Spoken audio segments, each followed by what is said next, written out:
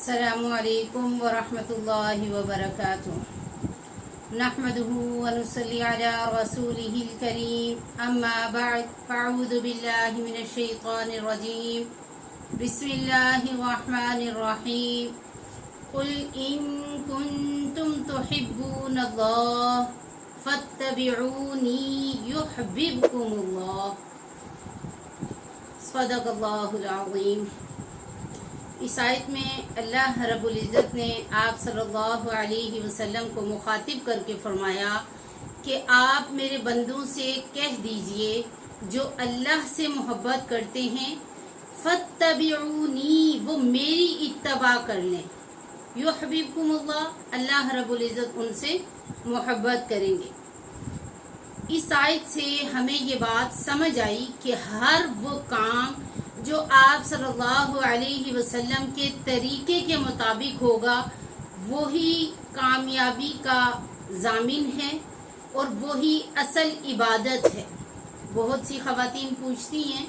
کہ گھر کے کام کاج میں ہمیں عبادت کا ٹائم نہیں ملتا، ہر کام اگر آپ سنت کے مطابق کرتے ہیں،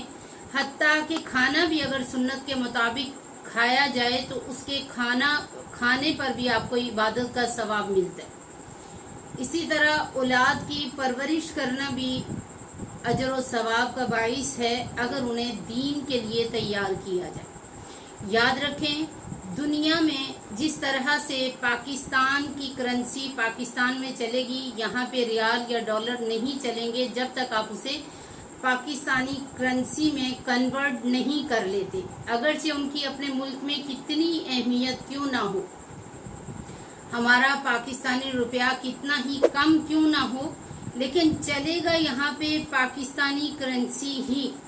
اسی طرح جنت میں محمدی سکہ چلے گا، ہر وہ کام جس کے اوپر آپ صلی اللہ علیہ وسلم کی مہر لگی ہوگی وہی نجات کا باعث بنے گا اور وہی آپ کی کامیابی کا ضامن ہے۔ اور کوئی بھی ایسا کام جس کے اوپر آپ صلی اللہ علیہ وسلم کی مہر نہیں لگی، ہم کتنی محبت کتنے خلوص سے کیوں نہ کر لیں، وہ ہمارے لیے کامیابی کا ضامن نہیں بن سکتا، کیونکہ جنت میں صرف محمدی سکہ چلے گا۔ میں دیکھ رہی تھی کہ میڈیا پہ کچھ نعتیں بھی ڈانس کر کے کی جا رہی ہیں، تو ڈانس کرنا یہ کنجروں کا طریقہ ہے، آپ صلی اللہ علیہ وسلم نے ہمیں اس کی ترغیب نہیں دی۔ اور قرآن کریم کی آیت سے سمجھ آئی کہ جو بات آپ صلی اللہ علیہ وسلم نے کی وہی عبادت ہے، چاہے آپ دنیاوی معاملات میں کوئی کام کریں، ادھار کا لین دین بھی اگر سنت کے مطابق لکھ کر ہے تو وہ بھی عبادت ہے۔ امت محمدیہ میں رہبانیت نہیں ہے، لیکن ہر کام جو سنت کے مطابق ہوگا وہ عبادت بھی ہے، اس کا ثواب بھی ہے۔ حتیٰ کہ واش روم جانا انسانی تقاضا ہے، لیکن اگر کوئی بایاں پاؤں رکھ کر دعا پڑھ کے آپ صلی اللہ علیہ وسلم کے طریقے کے مطابق جاتا ہے تو واش روم جانا بھی عبادت بن جاتا ہے، لیکن اس کے اوپر مہر آپ صلی اللہ علیہ وسلم کی ہونی چاہیے۔ وما علینا الا البلاغ المبین۔